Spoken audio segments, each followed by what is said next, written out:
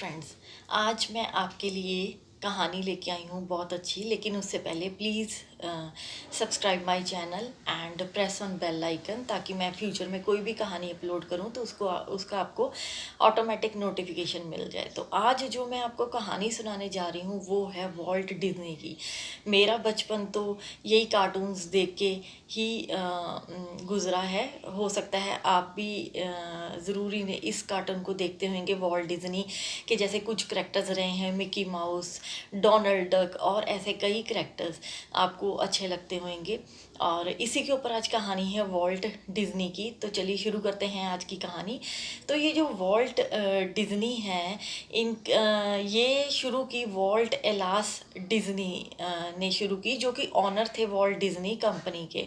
इनका जो जन्म है वो 5 दिसंबर 1901 में हारमोसा शिकागो यूएस में हुआ। ये एक एंटरप्रेन्योर रहे हैं, animator, voice actor, film producer ये रहे हैं।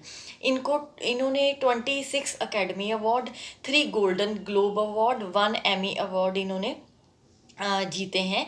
और इनकी जो नेटवर्थ थी वो थी $130 बिलियन अप्रॉक्सीमेटली।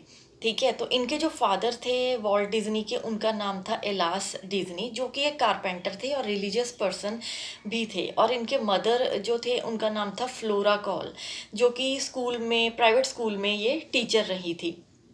और इन्होंने वॉल्ट डिज्नी जब 7 इयर्स के थे तब इन्होंने अपने जो साथ में पड़ोसी थे, एक डॉक्टर थे, उनके पास एक घोड़ा था, उनकी ड्राइंग, उस घोड़े की ड्राइंग इन्होंने बनाई। और उस डॉक्टर को उनकी ड्राइंग इतनी पसंद आई वॉल्ट डिज्नी की कि उन्होंने डॉलर दे के उससे वॉल्ट डिज्नी से ये घोड़े की जो ड्राइंग थी वो उनसे परचेज़ की। और 1911 में ये जो फैमिली थी ये शिफ्ट होगी कंसास सिटी में, जहाँ पर वॉल्ट डिज्नी के एक फ्रेंड बने वॉल्टर पेफिफर, जिन्होंने उन्हें इंट्रोड्यूस करवाया वर्ड ऑफ वॉडीविले कॉमिक थिएटर था, उससे इन्हें इंट्रोड्यूस करवाया। और इनके जो फादर थे वो न्यूज़पेपर बेचने का काम करते थे। और साथ ही डिज्नी और उनका जो भाई रॉय था वो भी इनके साथ हेल्प करते थे। सुबह 4 बजे उठते और पेपर बांटते, और स्कूल में जब ये जाते तो इन्हें नींद आ जाती थी क्योंकि ये थक जाते थे।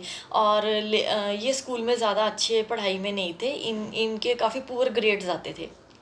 और इन्होंने जो न्यूज़पेपर, वॉल्ट डिज्नी ने 6 साल तक पेपर बेचने का काम किया अपने फादर के साथ मिलके। फिर उन्होंने Kansas city art institute join किया, वहाँ पर इन्होंने कॉरेस्पॉन्डेंस कोर्स कार्टूनिंग का किया।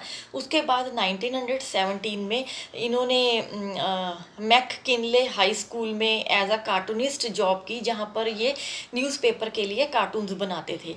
एंड उसके बाद इन्होंने 1918 में जब जर्मन और यूएसए की लड़ाई लगनी थी तो इन्होंने यूएस आर्मी में इन्होंने अप्लाई किया, बट इन्हें वहाँ से रिजेक्शन मिल गई। तो उसके बाद इन्होंने रेड क्रॉस मूवमेंट ज्वाइन की, जिसके ये एम्बुलेंस के ये ड्राइवर रहे हैं। और जब भी आपको पता है ये फ्री होते थे तो उस एम्बुलेंस के ऊपर बहुत अच्छी ड्राइंग्स करते थे। इनका ये जो वर्क था ये पब्लिश हुआ स्टान स्ट्रिप्स में, और इनके इसी काम को देख के उन्हें जॉब ऑफर की गई एज अप्रेंटिस आर्टिस्ट, जो कि कमर्शियल आर्टिस्ट जिन्हें हम कहते हैं, पैसमैन रूबिन आर्ट स्टूडियो ने।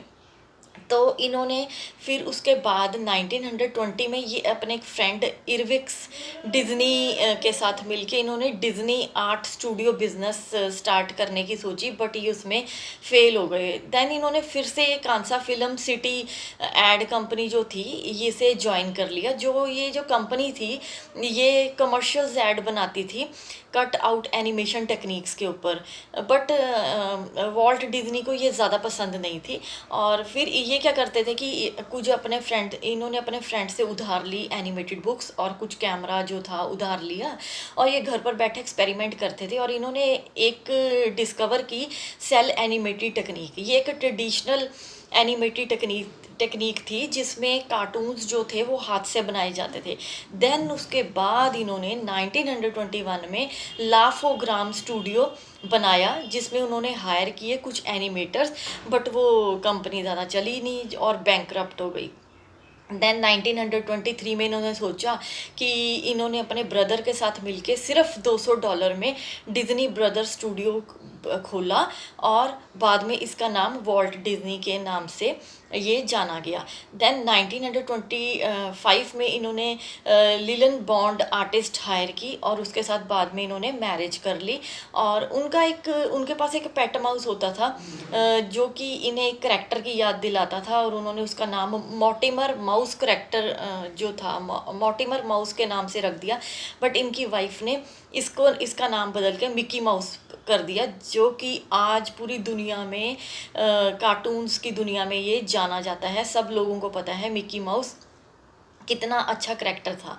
अभी भी ये है। और फर्स्ट वॉल्ट डिज्नी जो स्टूडियो है ये बर्बैंक में ये ओपन हुआ और इन्होंने एक कार्टून बनाए, फ्लावर एंड कार्टून्स के नाम पर एक छोटा शॉर्ट फिल्म टाइप बनाई इन्होंने और उसके ऊपर इन्हें ऑस्कर अवार्ड मिला। और उसके बाद उन्होंने 100 फीचर फिल्म्स बनाई इसके बाद। एंड 1937 में स्नो वाइट एंड 7 ड्राफ उन्होंने फुल मूवी बनाई और इसके ऊपर उन्हें 8 ऑस्कर अवार्ड मिले। और जुलाई 1955 में इन्होंने $17 मिलियन जो थे इसके साथ इन्होंने कैलिफोर्निया में वॉल्ट डिज्नी वर्ल्ड फर्स्ट इन्होंने ओपन किया। और इसकी काफ़ी ब्रांचेस हैं, जैसे टोक्यो में, पेरिस में, हांगकांग में और कई कंट्रीज़ में इसकी ब्रांचेस हैं वॉल्ट डिज्नी वर्ल्ड की।